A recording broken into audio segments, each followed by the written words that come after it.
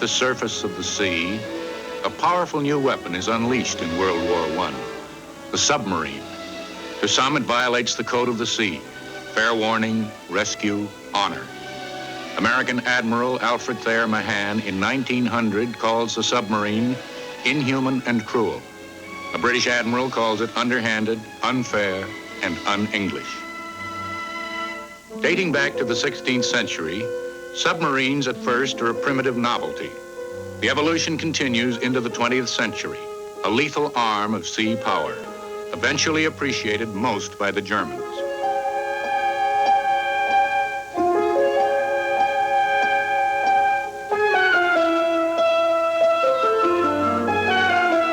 In the most notorious exploit in 1915, one submarine with one torpedo will sink one ship, and an outraged neutral, the United States, will move closer to war. The name of the ship is Lusitania.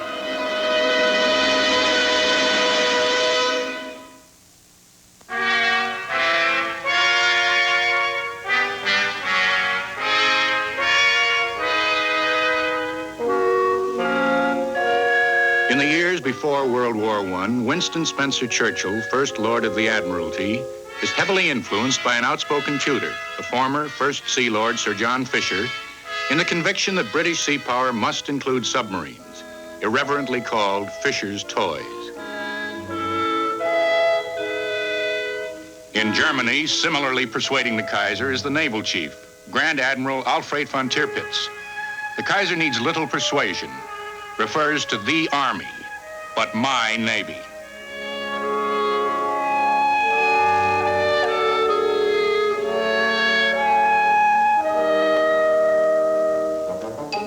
In the early 1900s, Krupp is building subs for other nations, particularly Russia. Germany allows her rivals to spend money for development, then steps in and begins to build the best for herself. Not defensive short-range submarines, but long-range vessels for the offensive.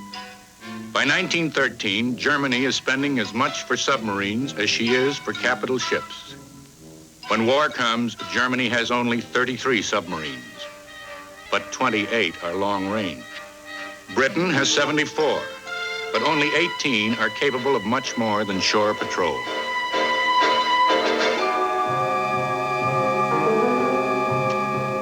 On September 22nd, 1914, the ominous German threat explodes into reality. The U-9 picks up 3 old British cruisers, Aboukir, Hogue, and Cressy, steaming abreast off the Dutch coast. Aboukir is hit, capsizes in 25 minutes. Hogue and Cressy come to a dead stop to pick up survivors. U-9 fires again and again. Both cruisers are hit. Both will sink. 1,400 men are lost. Stunned, the Admiralty issues new orders. Heavy ships are not to stop for survivors. Survivors will be left on their own.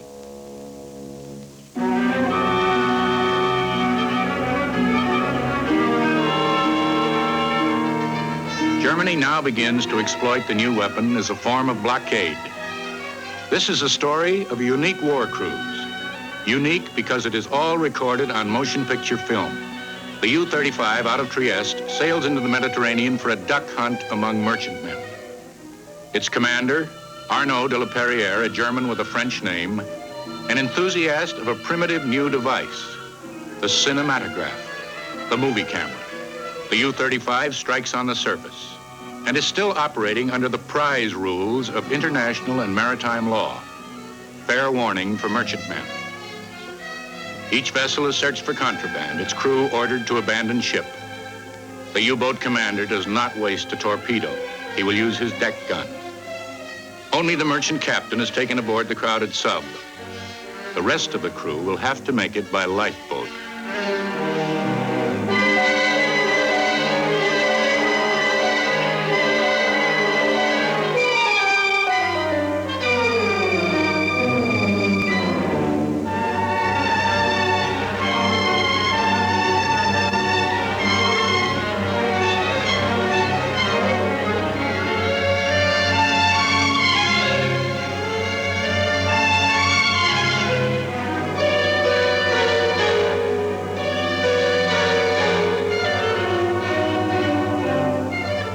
In the days that follow, Commander de la Perriere and the U-35 enjoy fantastic success.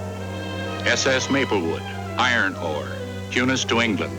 SS India, coal, Cardiff to Oran. The Italian Stromboli, iron, steel, and barbed wire, Baltimore to Genoa.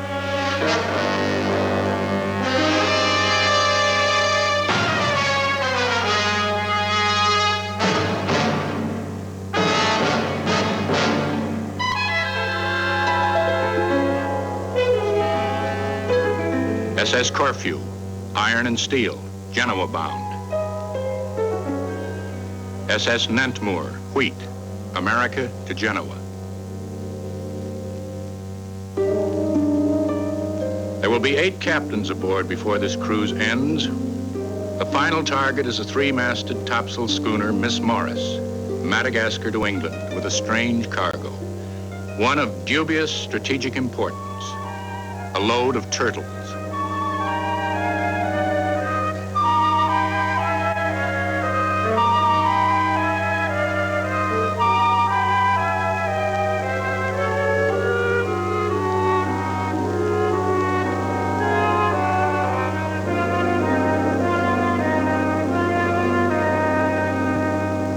The German press trumpets these successes, often indicating they are in the North Sea, where the British fleet is patrolling, instead of the easier Mediterranean. But Germany is faced with a grave decision. Can the U-boats continue to surface, exposing their thin hulls, to warn and then to sink? Or must they fight from below the surface, without warning? The answer will profoundly affect the war and Germany. Since October 1914, Britain has enforced a blockade of the English Channel and the entire North Sea. The aim, to strangle Germany by choking off her supplies. Only a narrow channel for neutrals is left open. In February 1915, the Germans retaliate. All waters surrounding Britain are declared a war zone. Hostile merchant ships will be sunk without warning. Neutral ships are in danger because of alleged British misuse of neutral flags. There is shock. The idea of sinking unarmed merchantmen, of not rescuing crews, is abhorrent to most naval leaders. In Britain, the stern reality is this. A successful blockade will starve the island into submission in 3 months. But the German effort is something less than successful. By May 1915, only 51 of 15,000 ships entering Britain have been sunk. The trawler fleet is getting through. There is some belt tightening, but hardly cause for alarm.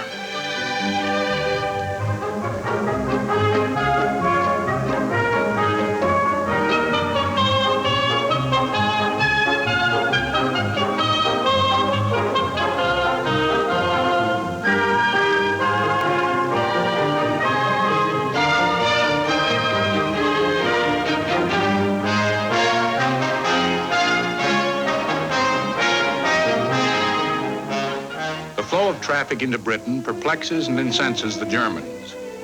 Everybody seems to be running the U-boat blockade, while few neutral merchantmen ever defied the British minefield blockade of Germany. The Germans cannot see that mines are more discriminating or less reprehensible than U-boats.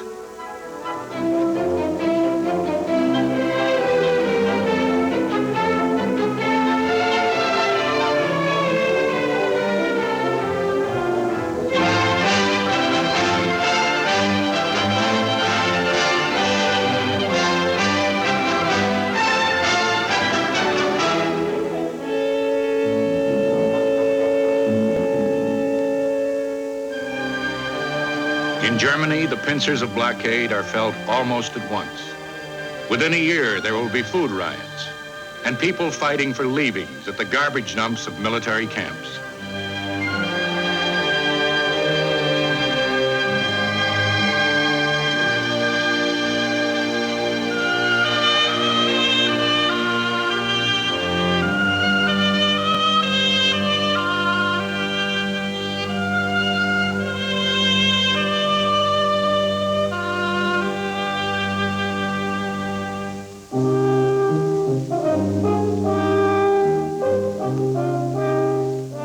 Food prices will skyrocket.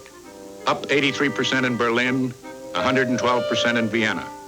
It's 7 ounces of bread a day, 7 pounds of potatoes a week, meatless Tuesdays and Fridays, 1 egg per person per week, rationing strictly enforced. And Butterstehen, to stand and wait for butter, becomes part of the German lexicon. The Germans, feeling the pinch, retaliate swiftly and predictably. The U-boats strike savagely at British shipping.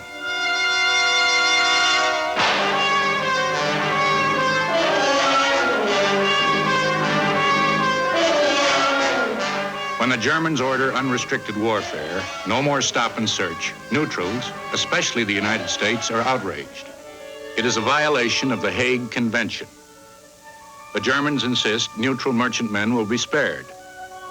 This ship is not neutral. She flies the British flag. Her fate will shock the world. Her name is Lusitania. The mighty Lusitania, pride of the Cunard White Star Line, is launched on June 7, 1907 at Clydebank, Scotland, built by John Brown and Company. She is 787 feet long, 88 feet abeam, better than 30,000 tons. Her cruising speed, 25 knots. She is Britain's answer to Germany's Deutschland, which holds the Atlantic speed record. Big Lucy easily takes the blue ribbon in 1907. Races from Queenstown, Ireland to New York in 4.5 days in 1908. She is everywhere regarded as one of the marvels of the 20th century. A floating palace, a sea-going hotel. She borrows extravagantly from the style of the flamboyant resorts of the period. A plush, heavy, government-subsidized wonder, full of inlaid mahogany, thick velvet drapes, elevators, cabin telephones, electric appliances, even a primitive kind of air conditioning, a first-class dining salon, all Louis XVI with 9 painted muses smiling down from the balconied dome. A coal burner, capacity 7,000 tons, with 25 boilers and revolutionary new steam turbines. On the bridge, Captain William H. Turner, 59, commanding the fanciest, fastest, and safest ship in the world, the unsinkable Lusitania.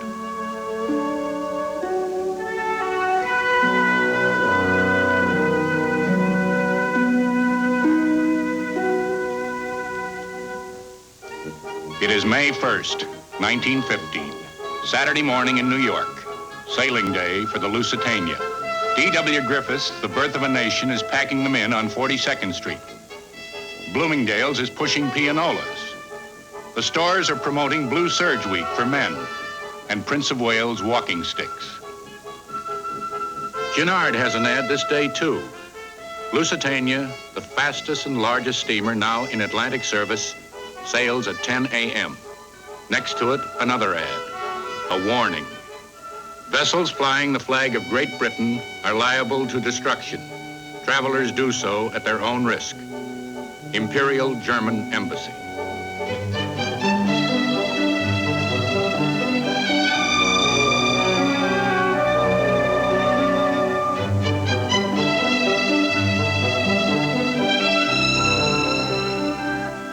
At Pier 54 at the foot of 11th Street in the heart of the meatpacking district, Lusitania's sailing is delayed until 12:30 p.m. There are 1,300 passengers, including 129 children, plus 700 crew. First-class passengers pay $137.50 and up, one way. There are only 12 passenger cancellations. Of the German threat, Captain Turner, confident his ship can outrun any submarine afloat, says, "The best joke I've heard in years."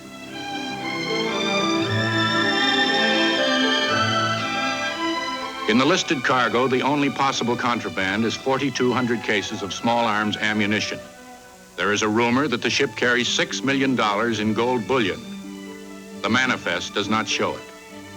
There is a rumor the ship is armed. The British deny it. So does New York's collector of the port, who inspects the vessel before sailing.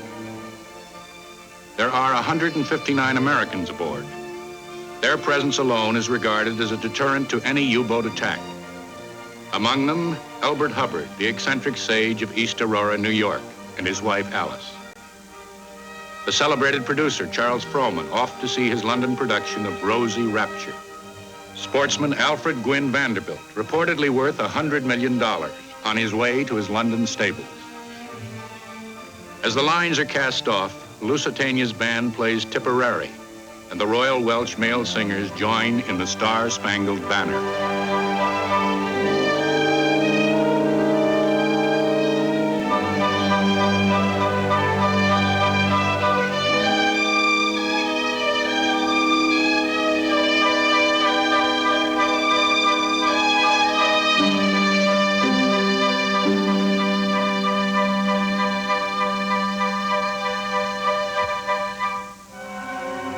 As the Lusitania leaves Ambrose Channel, the German submarine U-20, 35 men, 3 officers, is heading on a course of destiny.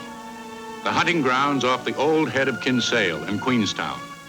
It is the first patrol for her commander, Captain Lieutenant Walter Schwieger. He has sunk 3 ships in 48 hours. He has 3 torpedoes left.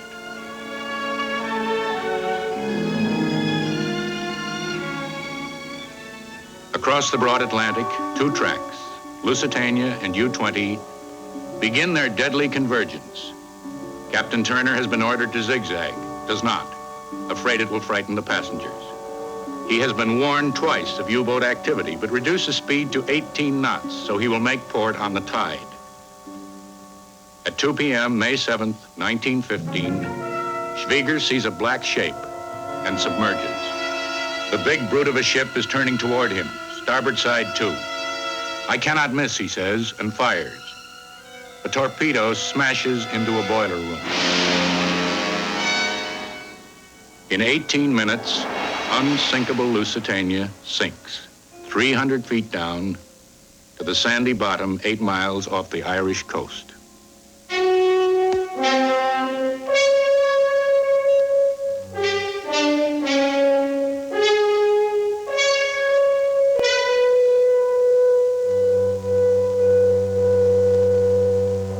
At Cunard offices, there is the numbing wait as the names of survivors are slowly posted. 1,198 passengers and crew are dead. 63 are small children. 128 are Americans. Among them, Alfred Vanderbilt, who gave his life jacket to a woman, although he could not swim a stroke. Lost 2, the Hubbards and Charles Frohman. At Queenstown, as ship after ship brings in the more than 700 survivors, the American consul reports on the tragedy. Bruised and shuddering women, crippled and half-clothed men, and a few wide-eyed little children.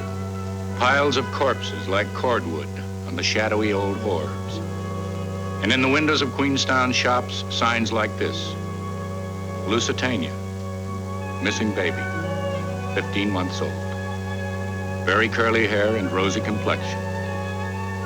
In white woolen jersey and white woolen leggings. Tries to talk and walk.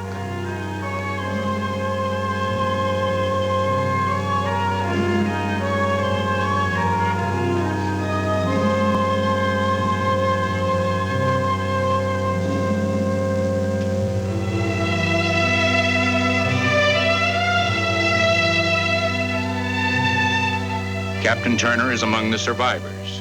He thought he was the last to abandon ship, scrambled off the bridge and into the water as the bow plunged to the bottom.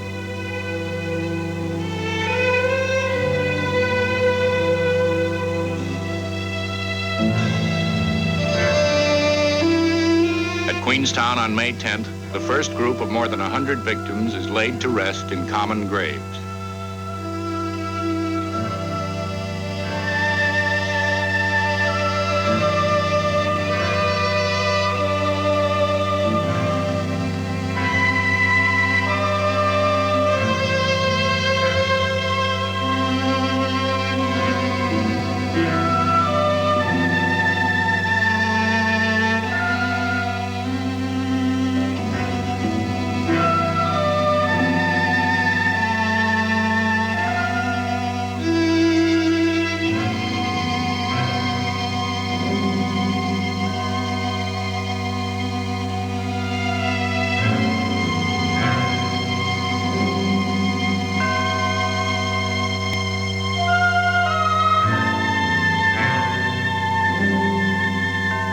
In the United States, there is stunned shock, then editorial fury unparalleled since the sinking of the battleship Maine in 1898.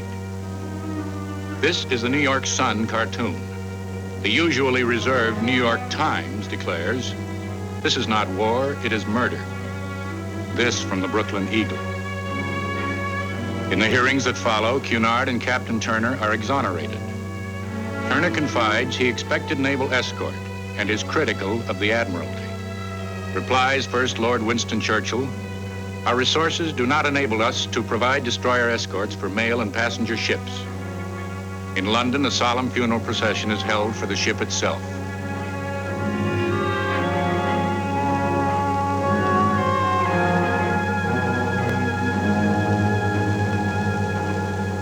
In several cities, grief erupts into violent anger. Mobs sack stores with German or German-sounding names. The bobbies do not always rush to step in.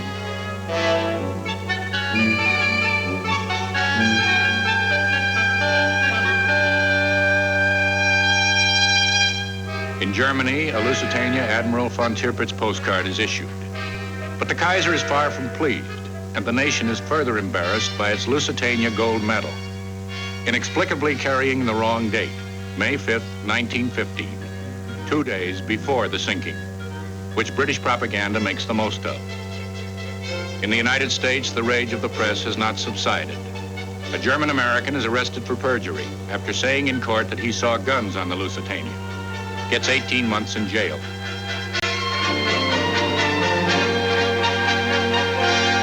Theodore Roosevelt calls the sinking piracy and murder. Trying desperately to be neutral, Woodrow Wilson at first says, "There is such a thing as a man being too proud to fight." Then sends Germany a series of notes affirming the rights of American citizens to travel on the high seas without danger, and declaring that any repetition of unrestricted submarine warfare will be taken as deliberately unfriendly. While the Germans weigh the situation and the British implore America to act, Teddy Roosevelt calls the notes too weak, and Secretary of State William Jennings Bryan calls them too strong. Bryan resigns in protest. The Germans interpret deliberately unfriendly as meaning war, and early in 1916 call off unrestricted submarine warfare. The menace of the U-boat subsides for the time being. The next time Germany raises it, in 1917, the horror of the Lusitania will be revived, and America will go to war.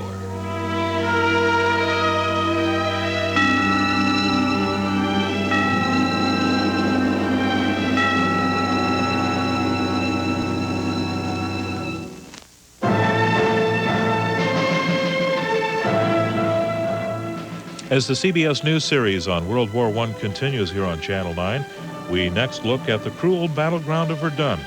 Also later tonight, the naval battle of Jutland and the demoralizing battleground of the trenches. Don't forget, After the War on Masterpiece Theater can be seen Sunday evenings at 9 o'clock. 9-part series interweaving 3 generations of fictional characters and covering 25 years of post-war life.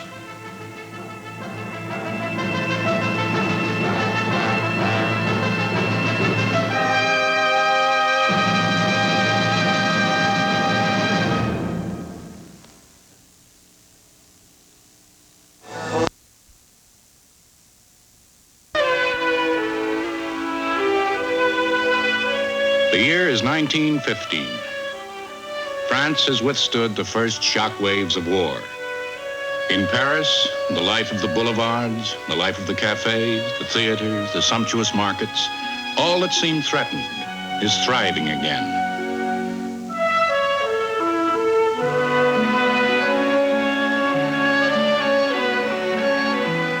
The German threat, which reached to within 25 miles of Paris the summer before, has now receded into stalemate on the ground and mild danger from the air. The stalemate will be broken.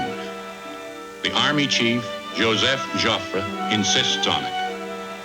Ponderous, resolute, he plans an all-out offensive, unaware of an impending new shock.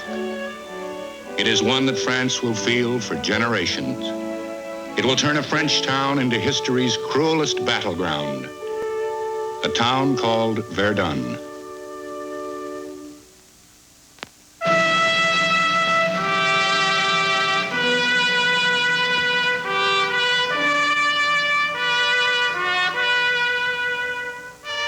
It is December 1915. Kaiser Wilhelm's German army is preparing to strike at France, this time a death blow. It has been planned by the Chief of the General Staff, Erich von Falkenhayn, a brilliant strategist with a cruel imagination. It is endorsed by the Kaiser. It will be executed by the Kaiser's own son, Crown Prince Friedrich Wilhelm, a sportsman turned general. To them, Falkenhayn has explained, there is ground so dear to France that to save it she will throw in every man she has. Attack this objective, and France will be bled to death. The objective has been chosen. The plan is in motion.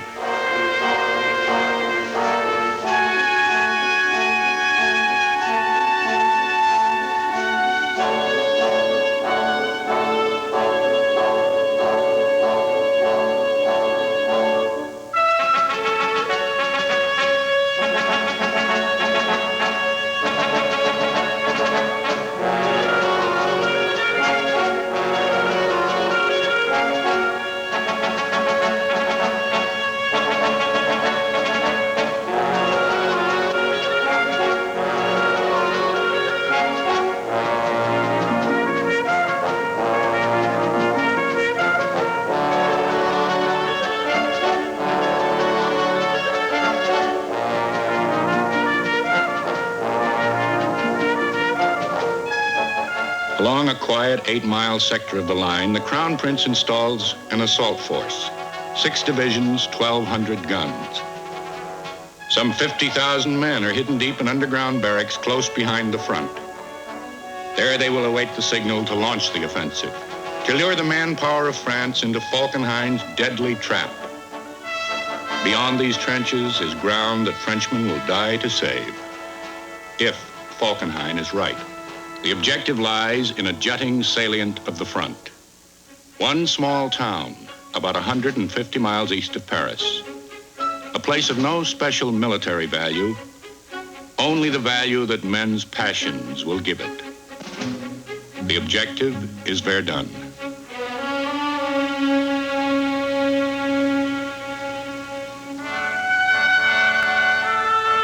Verdun on the River Meuse.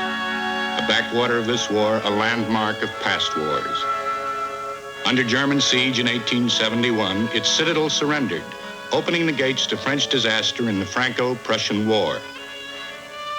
More than a town, more than a fortress. It has become a kind of armed monument, a symbol of defeat waiting to be avenged. Its garrison of 20,000 troops, its 3,000 civilians, are hostages of their own history.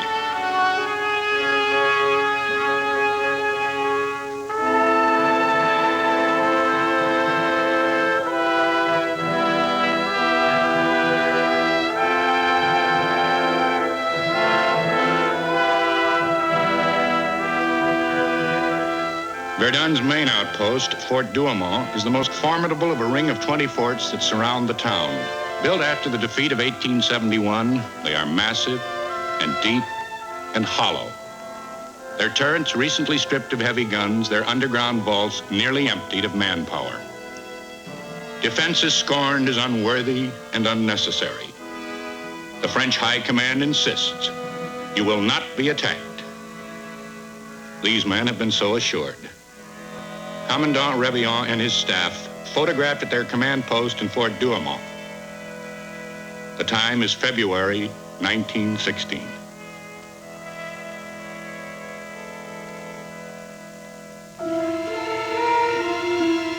On February 12th, the Germans are ready to attack, but a freezing snow intervenes.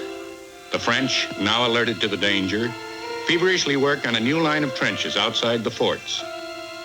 And the German Crown Prince notes, the god of weather suddenly deranged our plans. We were deprived of our best ally, the factor of surprise.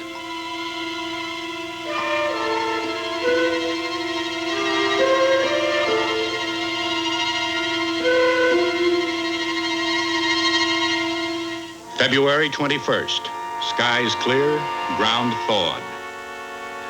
The Germans attack.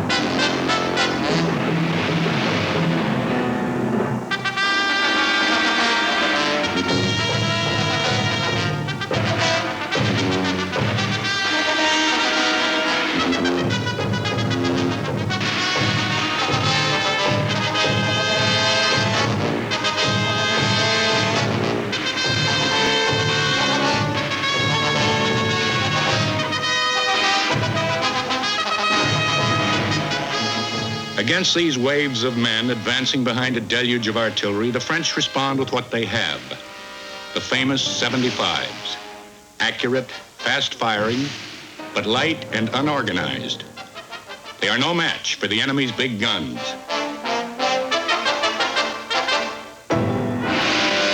The French infantry, stunned in their trenches, have learned only one answer to an enemy attack: counterattack. Ground is more precious than lives. They are met by a new, a frightful weapon, the flamethrower.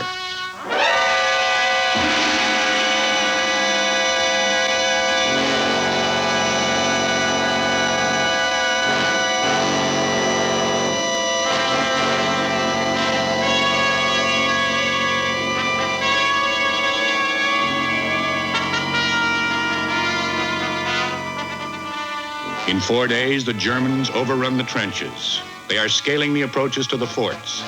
On February 25th, Douaumont falls.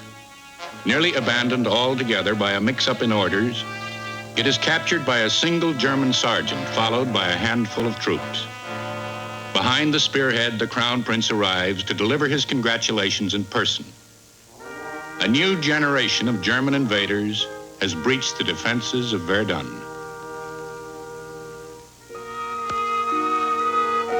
Only 5 miles beyond Fort Douaumont, the town of Verdun is under bombardment by a huge naval gun made by Krupp and mounted on a railway carriage. The town is its special target. Before the fire lifts, nearly every building in the center of Verdun will be wrecked or badly damaged. Under pressure, Verdun panics. A frantic exodus gets underway.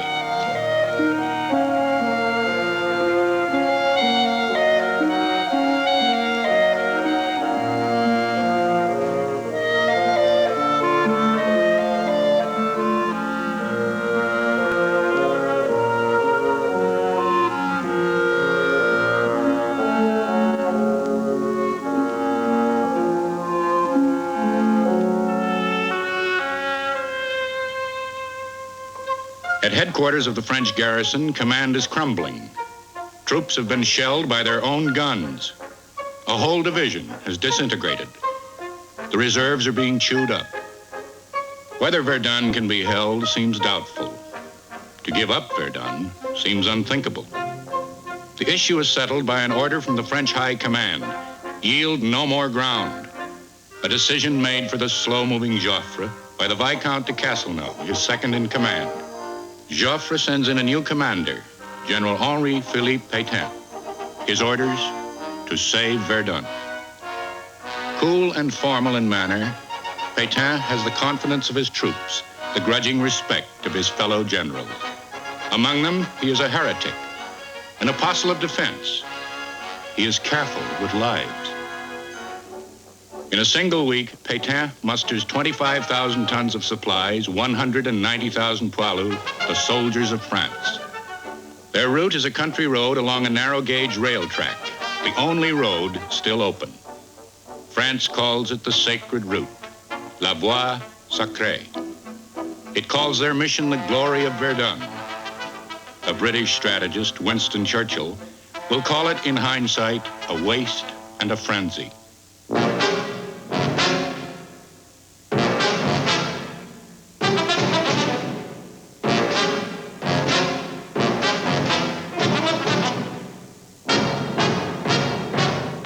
All during March of 1916, Verdun braces, behind artillery strengthened and regrouped by Pétain, behind forts that he has rearmed.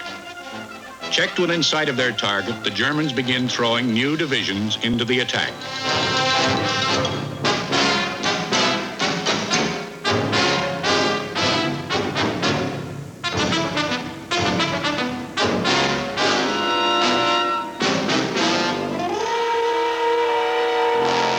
Into the flames of Verdun, the Germans begin pouring a new kind of fuel, firing shells that release a new form of gas, a gas called phosgene, deadlier even than the chlorine they had introduced into warfare a year before.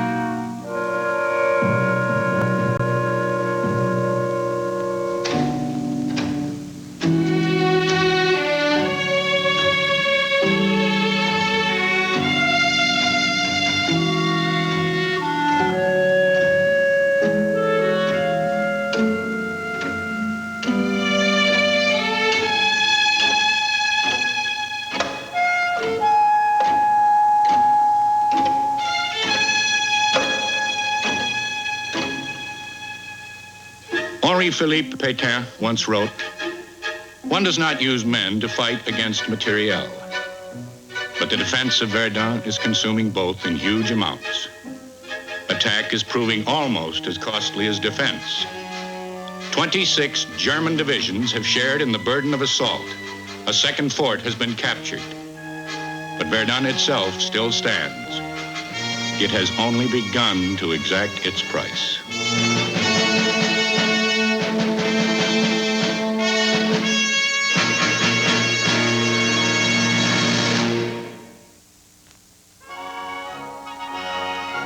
It is April 1916.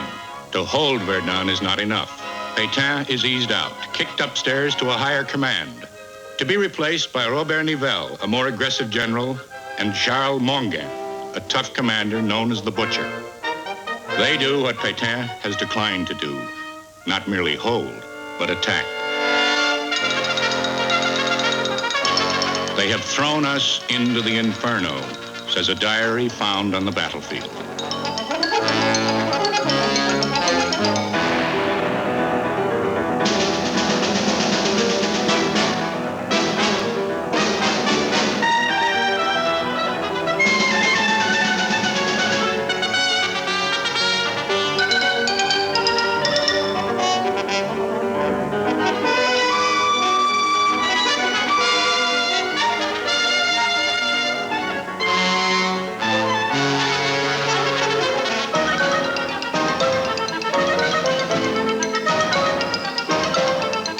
Verdun's appetite for men, for materiel, seems insatiable.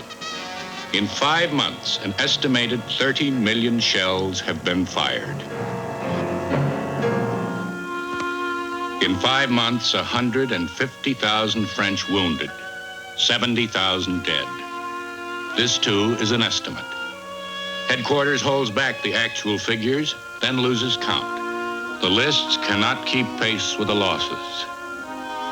What Falkenhayn predicted is happening. The very lifeblood of France is ebbing away at Verdun. But something else is also happening. To keep up the pressure, the Germans must suffer terrible losses of their own. It is not just France that is bleeding. The inferno must be stoked, and it consumes whatever is fed into it.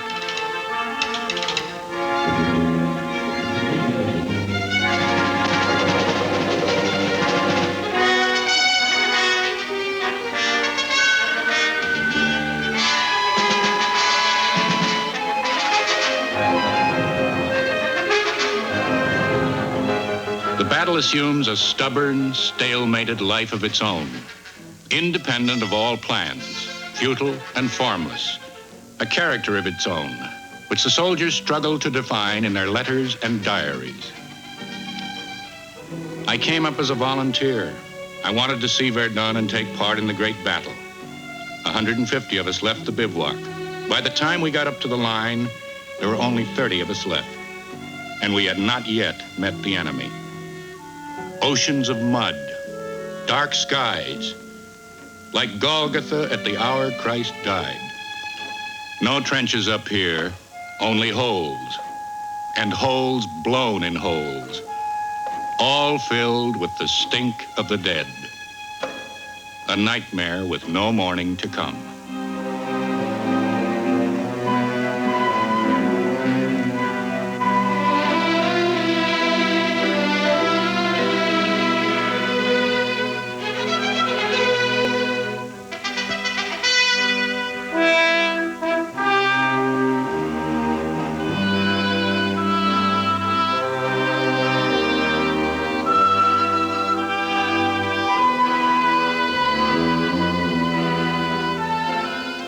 There will be no end to this until the last Frenchman and the last German hobble out of their trenches on crutches to exterminate each other with pocket knives or fingernails. So prophesies a German writer.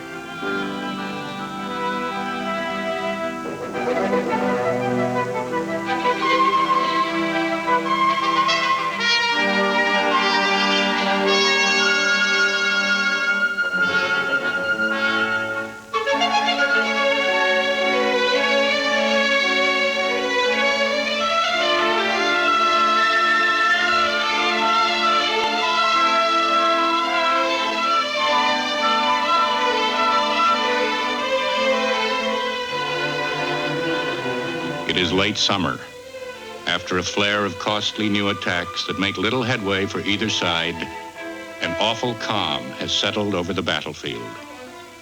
It is the calm of exhaustion. It is the calm of death. The ground of Verdun has swallowed up the lives of some 200,000 men, French and German.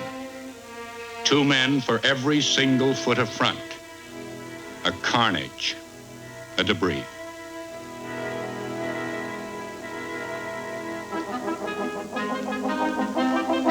For the poilu, there is one avenue of retreat, permission, a furlough in Paris, a few days' respite from the Holocaust.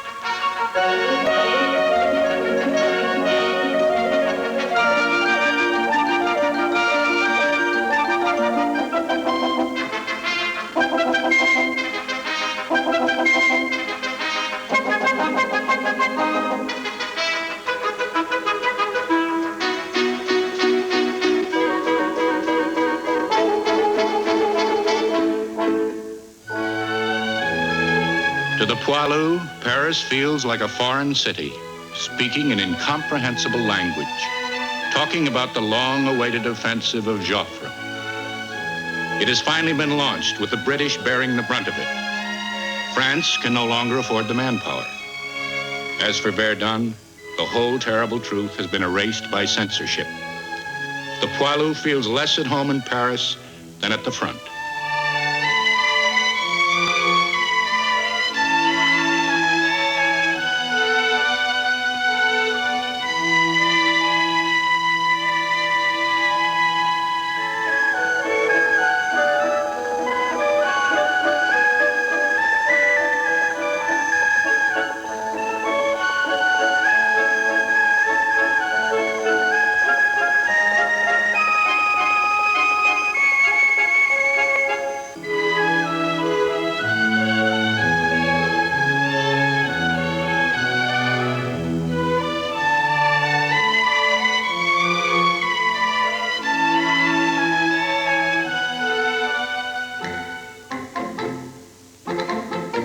Verdun's heroes, more publicized than its losses, include a group of Americans, 30 airmen in the Lafayette Escadrille, with exotic mascots, with uniforms that are part French, part mail-order catalog. They serve as volunteers, and the sympathies of neutral America are enlisted with them. Their first big missions and their first losses are over a place of terrible memory, Verdun.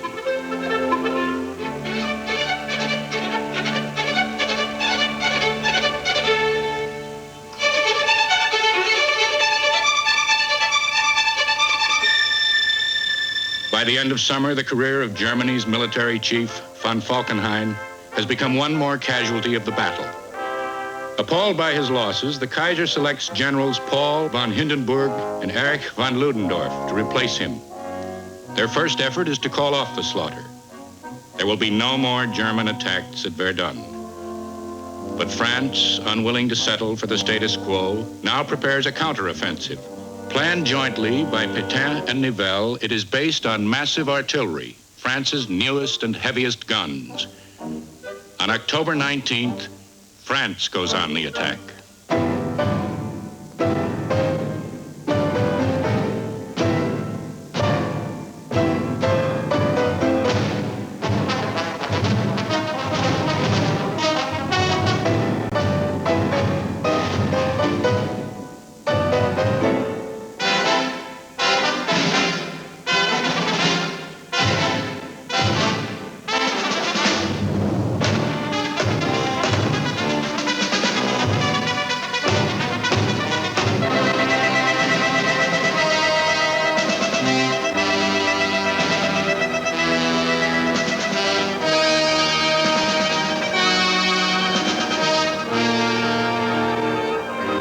In a matter of weeks, the Germans are evicted from the forts.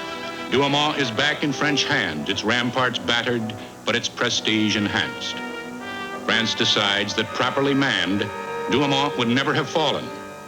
Defense will be restored to honor in a whole new wall of forts, named for a Verdun veteran, a man named Maginot.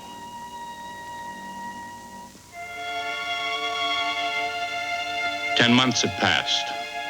The inferno has cooled. It has consumed 250,000 lives. The power of France has been diminished. For the rest of the war, for decades to come, by the ground of France, by the glory of Verdun.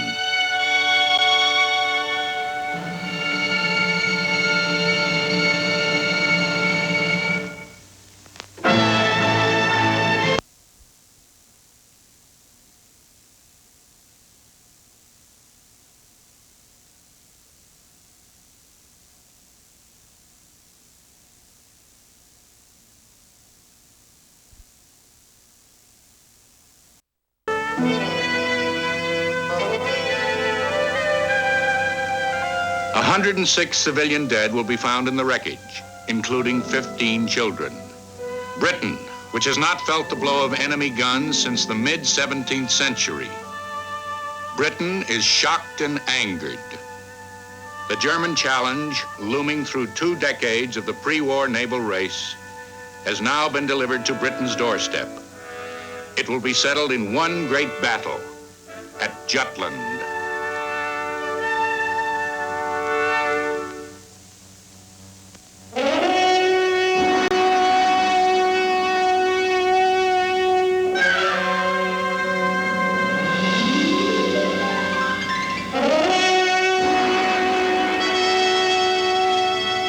Sea power, the big fleet. This was the trophy of the century's first arms race. Status symbol of great nations, ultimate weapon in their arsenals, ultimate threat to empires linked and fed by ships. On January 23rd, 1915, British sea power goes out to meet a German challenge.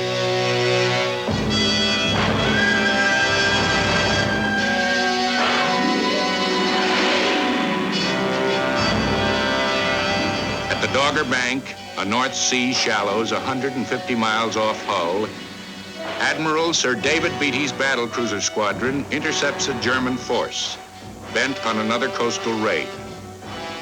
Moments after the first contact, the German Admiral, Franz von Hipper, turns tail and heads for home, pursued by the fire of Beatty's guns.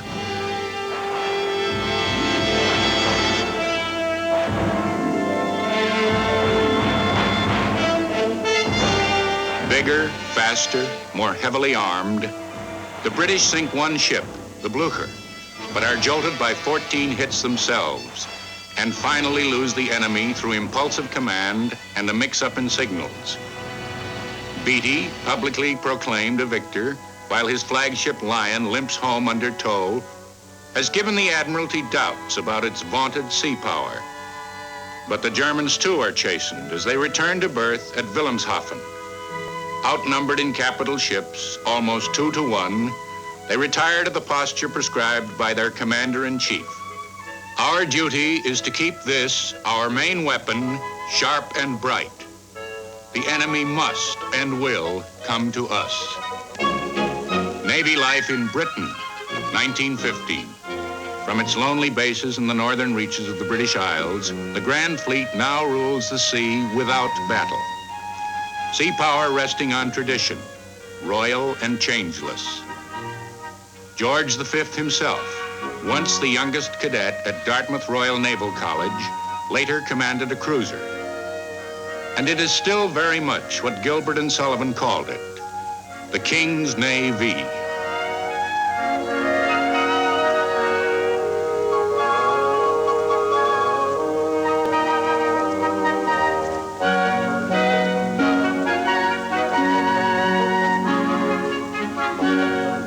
The Navy is a distinct social caste, headed by admirals like Sir Rosslyn Wester Weems, of an old Scottish title. Beatty, a commoner, is married to an American heiress, a daughter of Marshall Field. Their commander, Sir John Jellicoe, senses after Dogger Bank that the fleet, built on tradition, is also bound by it. Jellicoe notes, with new and untried methods of warfare, new tactics must be devised. Tactics to meet new threats like the U-boat, which Jellicoe dreads.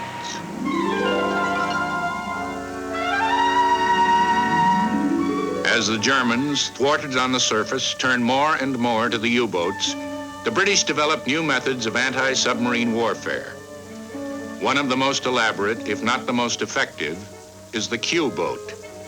Disguised as a defenseless merchant ship, it lures the enemy to the surface and then outguns him.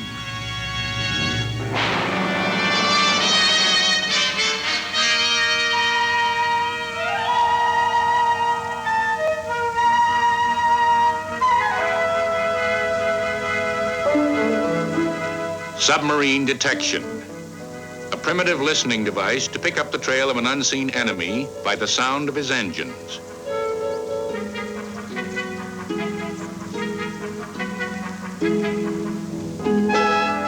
Toward the end of 1915, after America's outrage over the sinking of the Lusitania, Germany will give the U-boats a new mission: attack the British fleet. A new, more explosive pattern emerges in the North Sea, the main arena of British-German naval rivalry. The British Grand Fleet exerts a stranglehold on German commerce from Jellicoe's northern bases, from Beatty's base in the Firth of Forth, from Dover, where patrols and minefields block the channel. The German fleet still hides in its mine-guarded anchorage, but its U-boats, called off the pursuit of neutral shipping, are now sent out to attack warships. There is also a new shadow falling across Britain's security. The Zeppelins, lumbering air arm of the German High Sea Fleet, taking a whole day to cover the 300 miles from their bases in Schleswig-Holstein to their targets, Yarmouth, Hull, London.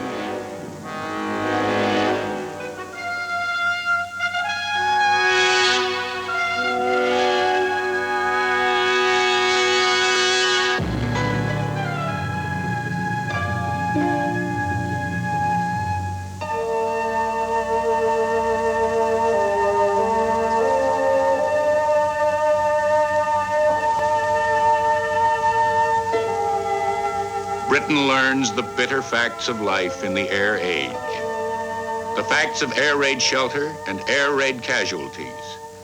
Press and public demand reprisal. It is up to the Grand Fleet to deliver.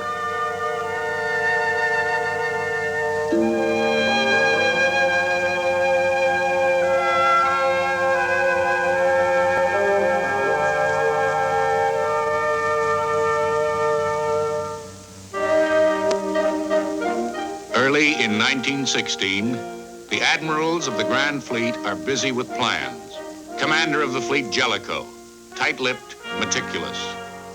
Under him, Beatty, jaunty and impetuous. Beatty will lead the way as a decoy, while Jellicoe takes the assembled main fleet to a rendezvous off the coast of Denmark. They will launch seaplanes to bomb the Zeppelin bases. They will be ready for decisive battle if the Germans come out.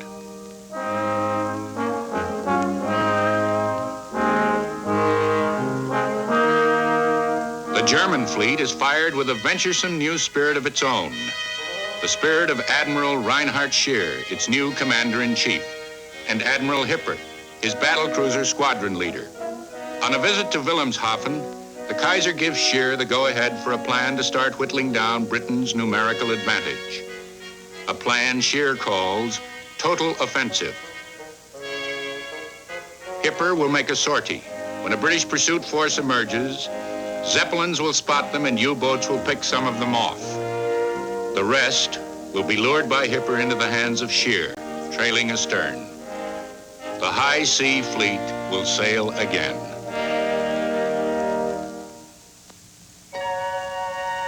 On the morning of May 30th, 1916, the British Grand Fleet at Scapa Flow is roused into action 4 days ahead of schedule.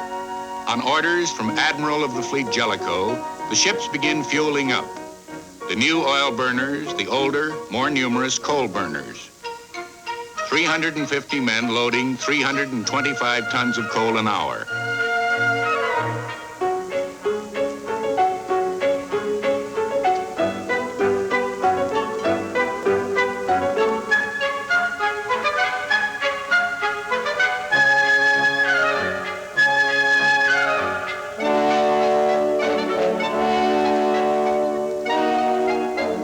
This is what has spurred Jellicoe into advancing his plans.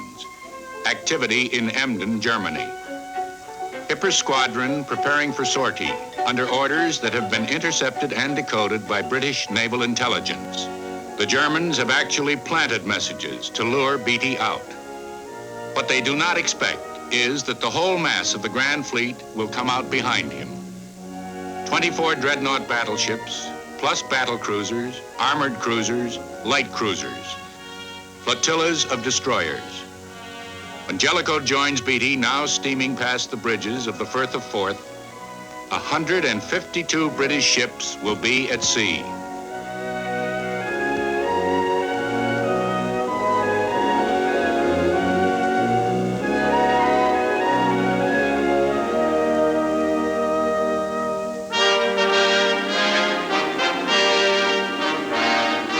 A few hours later, 101 German ships. Hipper, the bait, followed by Scheer, the hunter.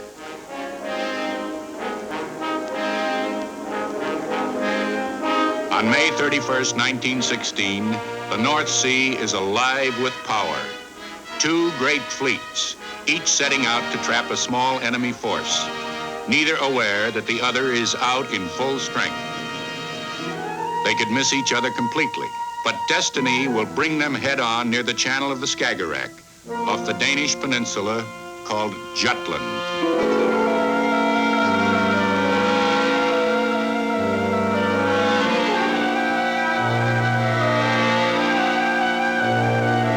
At 2:20 p.m., destiny appears. A neutral Danish steamer named the Fjord. For the German scouting force, it is a target of opportunity. 2 German destroyers will approach her and send out a boarding party to search for contraband that might be headed for an Allied port.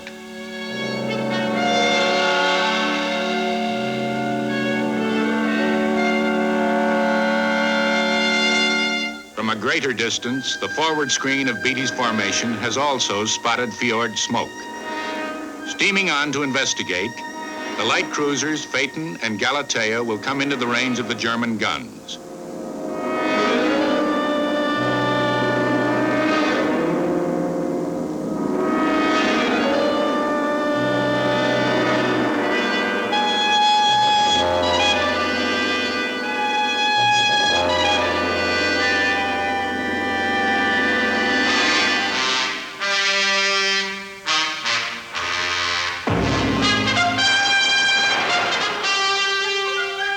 Galatea is hit from a range of 6 miles.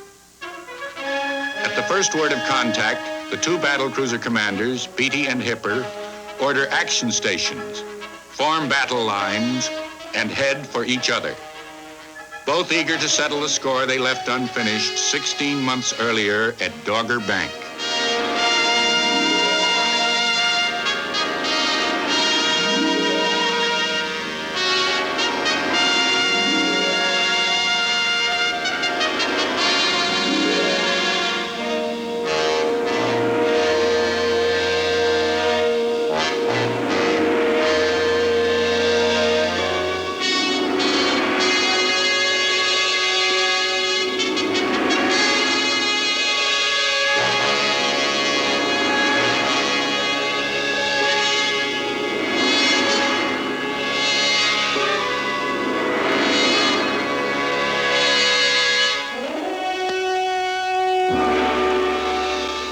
Some 70 miles behind Beatty, Admiral Jellicoe has his battleship fleet moving under maximum steam.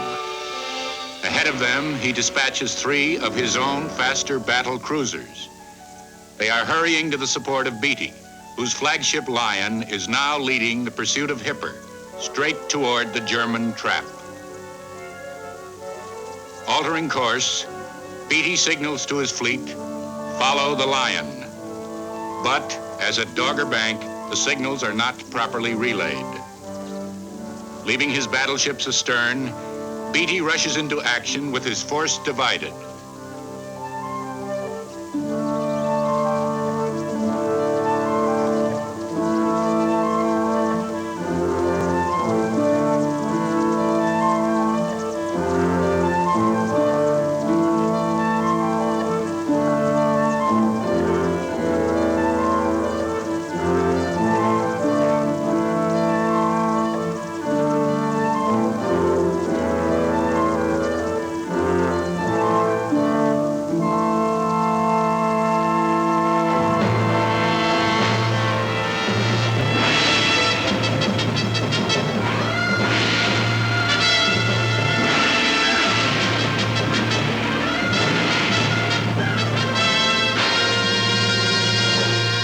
Running to the south in his losing duel with Hipper, Beatty now receives a startling message from his destroyer scouts.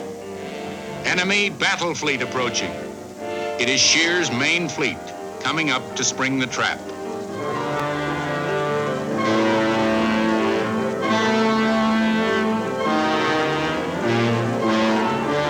Faced with heavy odds, Beatty heads back toward Jellicoe, leaving destroyers to cover his turn with a wake of torpedoes. With 2 of his battle cruisers sunk and Lion pouring smoke from its wounds, Beatty mutters to an aide, "There seems to be something wrong with our bloody ships today." But what he has run into is superb ordnance and marksmanship, the products of Krupp technology and excellent German training.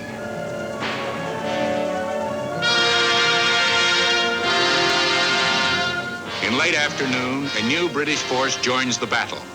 The advance guard sent by Jellicoe to Beatty's aid. They miss Beatty, but by a fortunate error of navigation, arrive off the German flank. The Germans, sighting the 3 battle cruisers through mist and smoke, now compound the error by reporting enemy force of numerous battleships. The German guns turn to meet this exaggerated threat.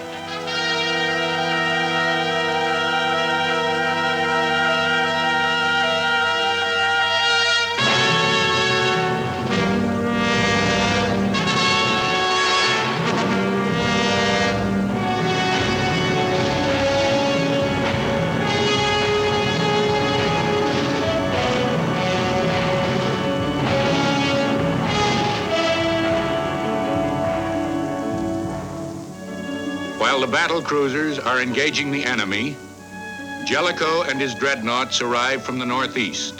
The last and most powerful member of the cast has now come on stage. His course takes him through a depressing scene, the wreckage of British ships lost in Beatty's headlong run.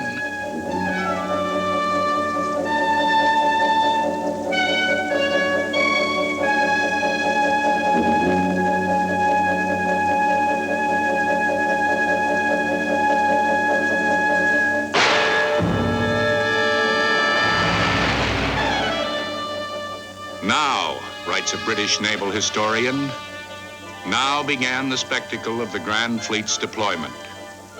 It is hindered by Beatty, who maneuvers badly, steams between the main fleet and the enemy, his smoke obscuring Jellicoe's aim. An impatient message, Jellicoe to Beatty. Where is the enemy fleet?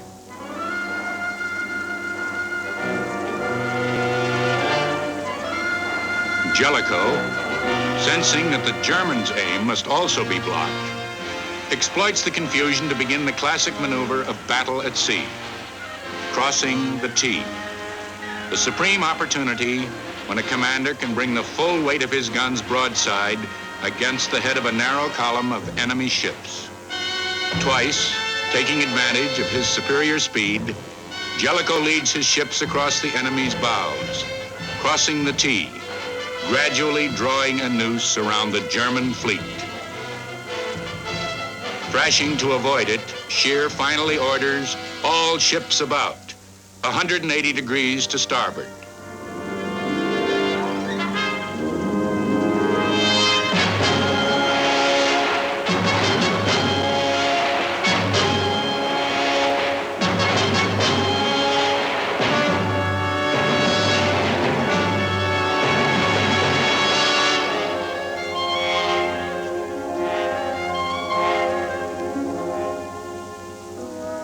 The High Sea Fleet is dashing for home, with Jellicoe trying to head it off before it can reach the sanctuary of its own minefields.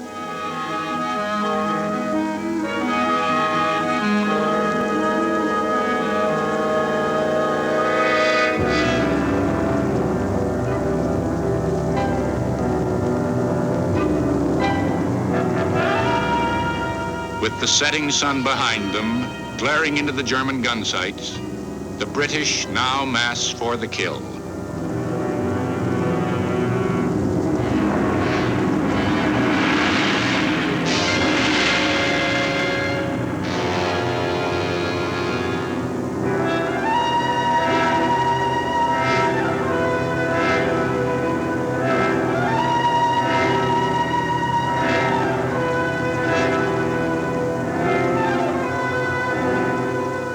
Nightfall saves the German fleet. Nightfall and bold tactics in the face of Jellicoe's caution. In the darkness, Scheer heads his ships toward a narrow opening between units of the British fleet. In a series of deadly scuffles, as ships cross each other's paths, Scheer will slip through, with the loss of 2 light cruisers and an old battleship. Jellicoe, holding his dreadnoughts back from the melee, will lose a cruiser and 5 destroyers.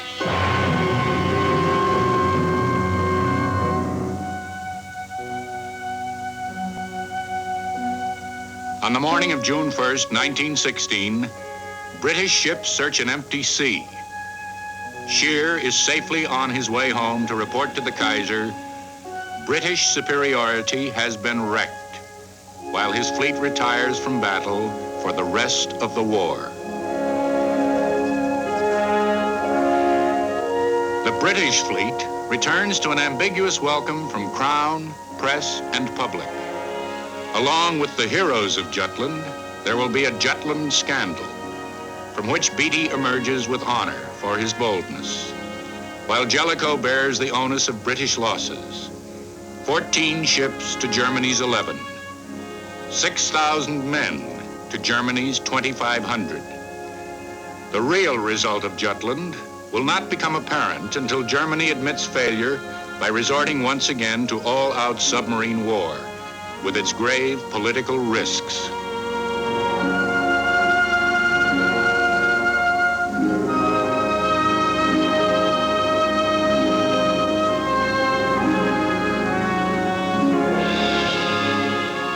The challenge to the British fleet has ended with the one great naval battle of World War I. After Jutland, there will not be another.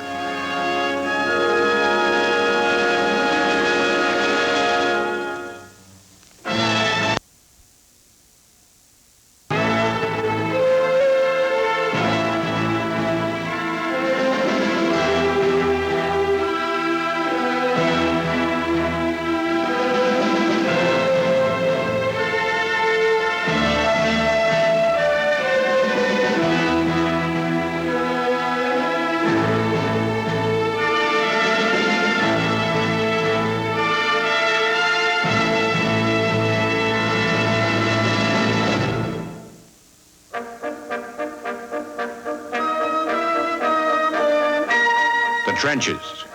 It is the German army that first engraves this fateful pattern on World War I.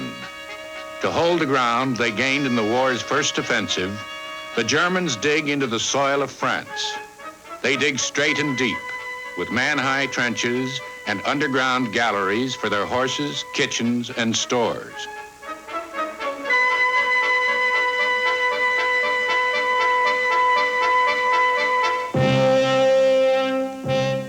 The Allies, running out of ammunition, are also forced to dig to save themselves from the German guns.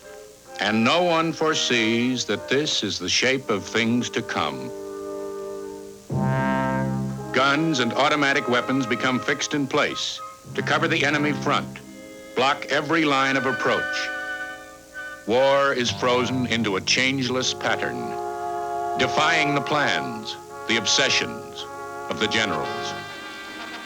Waves of men flung out of their own shelters to find some way through will keep meeting the stubborn barricades of the trenches.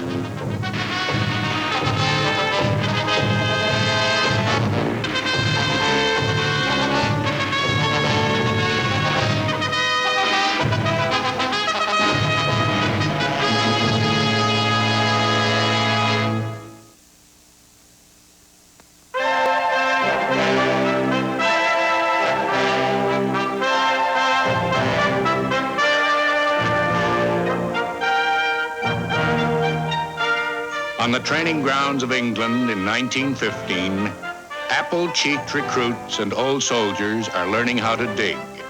This army that just a few years before had thrown its spades away, saying that entrenched warfare was a thing of the past. Now they are learning the anatomy of a trench, the novelty of warfare without movement. The model trench works. 40 yards ahead of the main trench, the listening posts for advance warning. Behind the main trench, a maze of support trenches and redoubts called strong points, intersected by traverses or zigzags, reserve trenches and communication centers.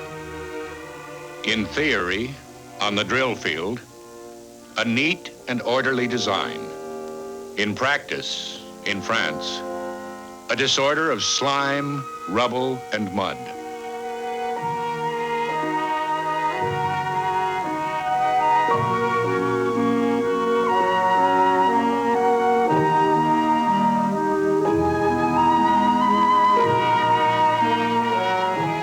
The Germans have purposely entrenched in the higher ground.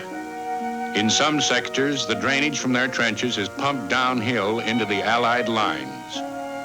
Never before has France seen so much rain. Troops and country folk blame it on the artillery. They say the cannonading has loosened the skies. There is water everywhere, but little to use. Water is weight. And most of what is brought up to the main line, heavily chlorinated, is for drinking and cooking only. It is almost impossible to get rid of what a correspondent calls the great unmentioned fact of war, the smell of unwashed humanity.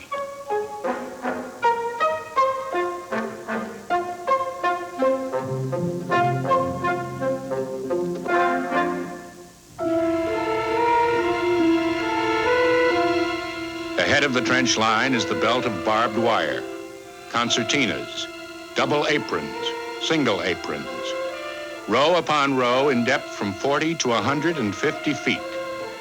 Beyond, no man's land, the middle ground between the armies where death takes no holiday. But it has to be crossed by raiders. Generals cannot stand inactivity.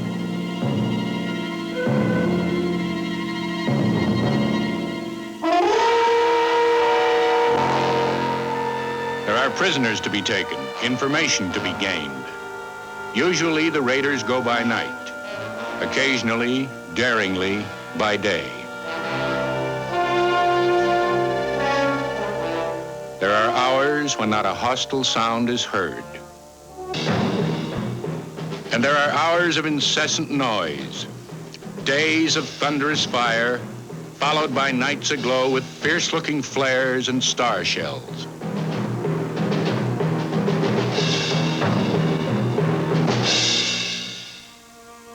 An infantryman comes to feel almost an affection for his trench. This is home, enfolding, protecting him. It is when he tries to sleep in his sodden clothing, boots on, rats and vermin crawling, that he reflects on his animal state, and misery closes on him like a shroud. For the wounded, there are no such blessings as plasma and sulfa. Two curses of the trench are shrapnel and shell shock.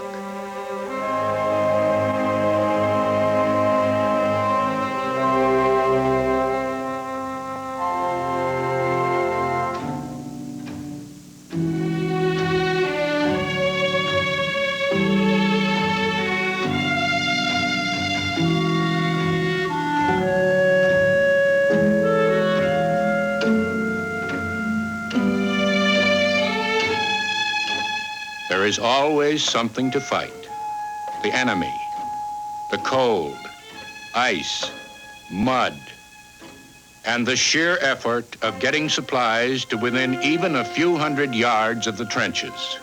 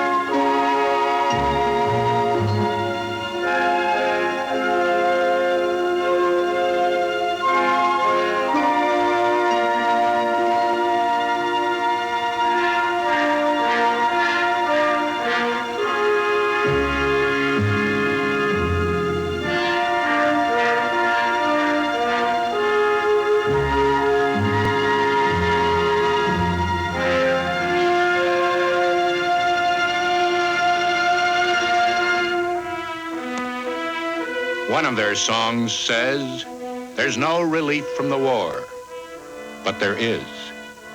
Troops are spelled out of the line to a French village for rest and remedy.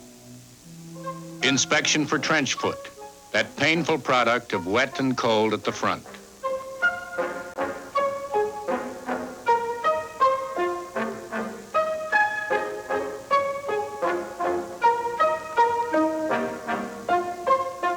Relief means delousing. Immunity will be brief, even after the hottest possible bath. The steam chamber for all clothing. 24 hours later, back in the trenches, they'll all be crawling with lice again, the notorious cooties. And they'll be back with the rats, and no wit of man or training of dog finds any way to eliminate them.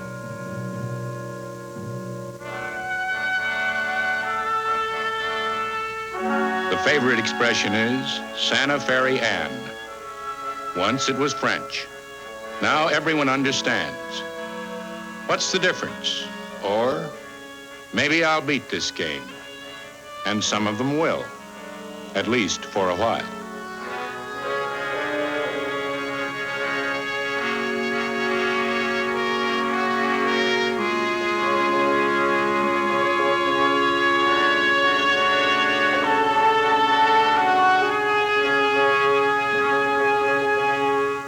Death and its ornaments. Death is so close, so numerous, that it becomes impersonal. The dead lie unburied for weeks or months in no man's land. And when you reclaim them, the shock of burying your own hits harder than seeing them killed in action.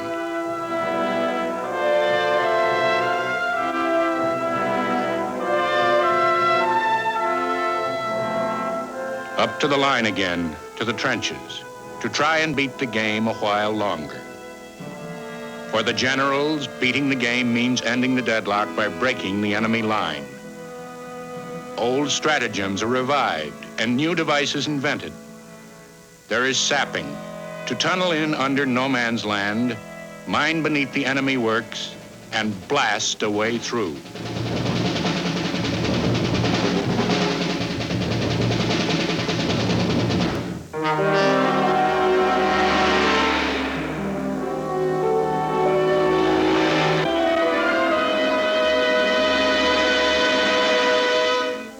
To aid observation, there is a lofting tower to see and aim beyond the forbidden boundaries of the enemy trenches.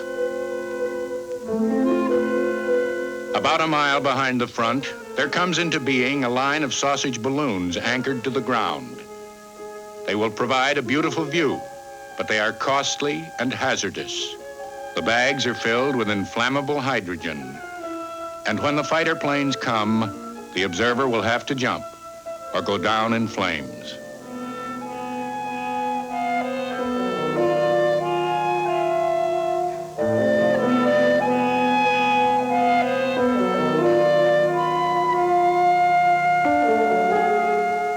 First used only for reconnaissance, military planes now swing over to bombing and strafing. Another attempt to break the deadlock. Bombs are small, aiming devices crude, damage slight. Frontline troops fear more than bombs the small steel darts, the size of a pencil, which when dropped, according to trench rumor, will pierce a man's skull and go through to his toes. Weird weapons, never before known, not again to be seen, come up for testing. Some are progenitors of arms to be used in future wars. Others look medieval.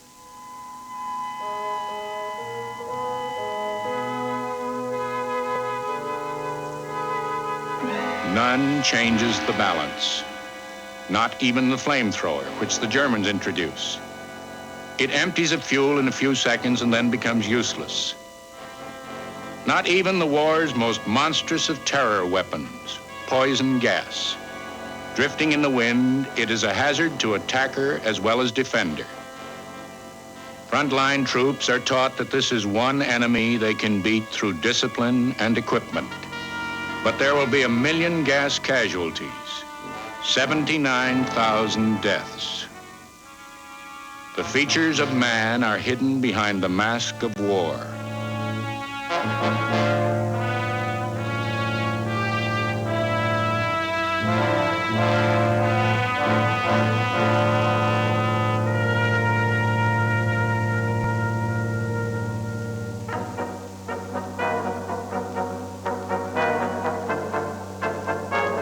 They try armor, body armor, to fend off bullets, or the weapons of older wars, weapons they will hardly have to face.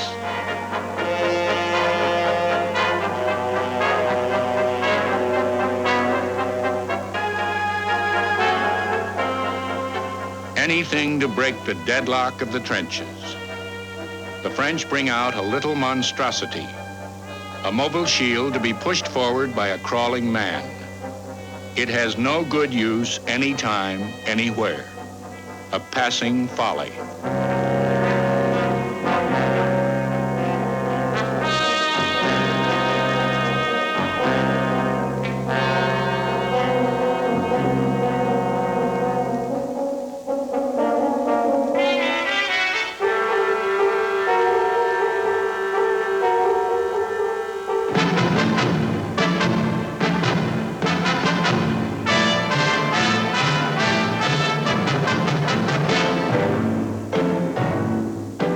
Yet all the while, there is something big going on.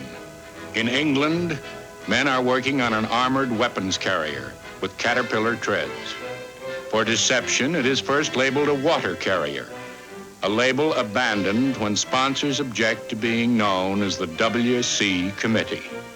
They settle on a different code name, Tank. They are led by Winston Churchill and an Army colonel named Ernest Swinton. All who keep the secret wonder if the tank will justify their hopes. Breakthrough on the Western Front.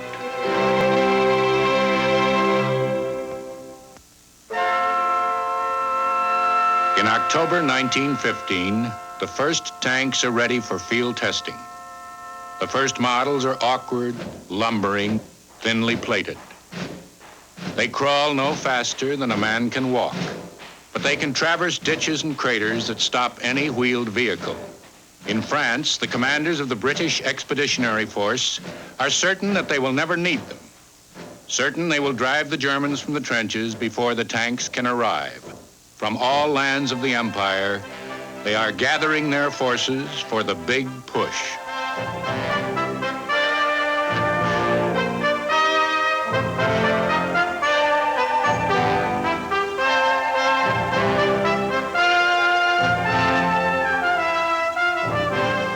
There are Anzacs with cocky hats and cocky ways, South Africans, Canadians, Indians, Scots in kilts, called by the enemy the ladies from hell, caissons, big parades, infantry massing and marching, ready for the big push, the drive that is bound to break through the trench line.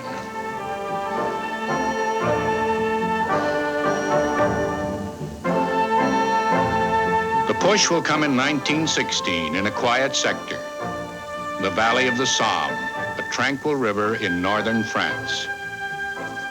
The British commander, General Sir Douglas Haig, is certain he will cut the German army in two. He will have to do it on his own.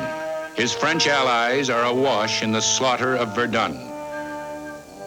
Joffre, who urges the British on, can give them only nominal help. There is no cleverness to the plan. Full-length assault over an 18-mile front from both sides of the river. 6 British Corps north, 5 French divisions south. They expect to bull through. The German line is impregnably strong. The chalk hills overlooking the Allied trenches are a catacomb. Massive timbered dugouts, rebutted with concrete, electrically lighted, are serviced by underground laundries, aid stations, repair shops, and arsenals. Life is relatively good here. The Germans don't wish to be disturbed. They think it would be folly for the Allies to try. A British army led by General Sir Henry Rawlinson gets squared away. 500,000 Tommies stand poised and ready. Scaling ladders are set in the front line. For 5 days, massed artillery will blast at the German positions.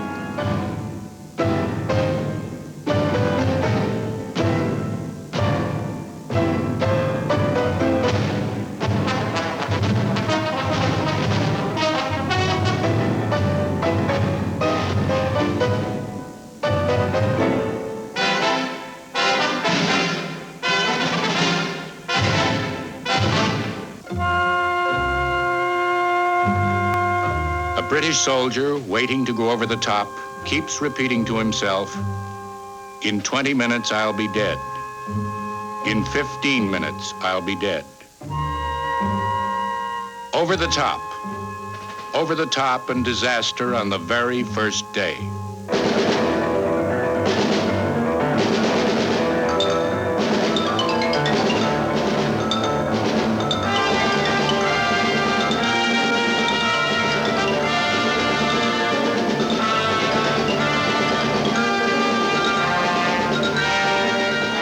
Not a single significant plot of ground will be won.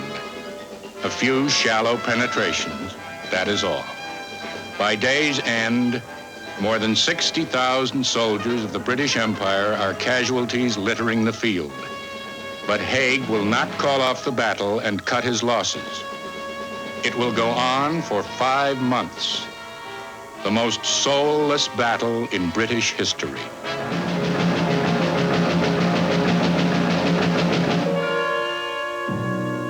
In July 1916, Rawlinson senses an opening at a place called High Wood. 4 squadrons of Indian cavalry are thrown against it. The enemy opens fire on them as they gallop out of a cornfield.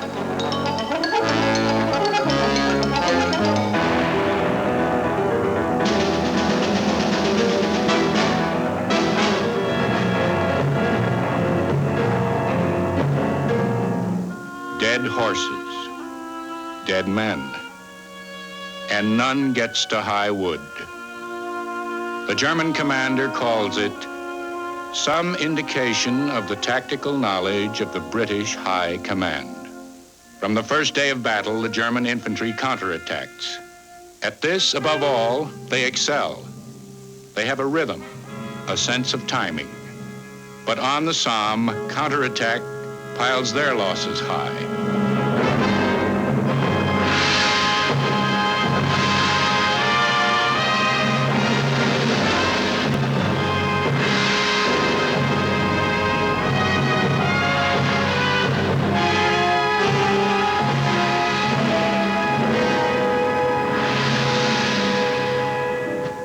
Now the British secret weapon, the tank, appears.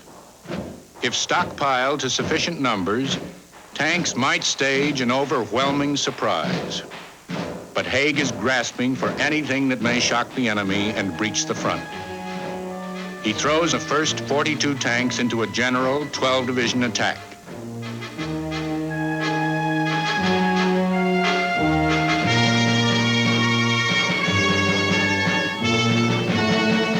The first sight of the big monsters panics the German infantry. 4 tanks break through, briefly, but 9 break down. 9 fail to catch up with the infantry, and 4 become ditched. It is a failure. Too little, not too late, too soon. The welter of slaughter that is the Somme continues until mid-November, when Haig at last calls it off. Strategically, nothing has changed. The few miles of ground won are insignificant. The British have lost 471,000 men.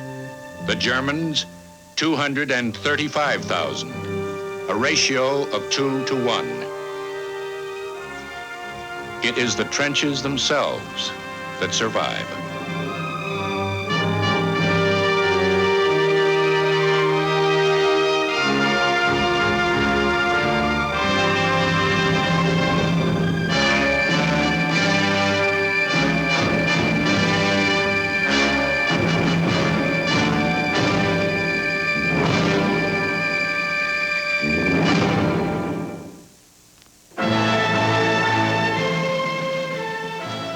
A visual police file of some of the greatest unsolved crimes and mysteries in history is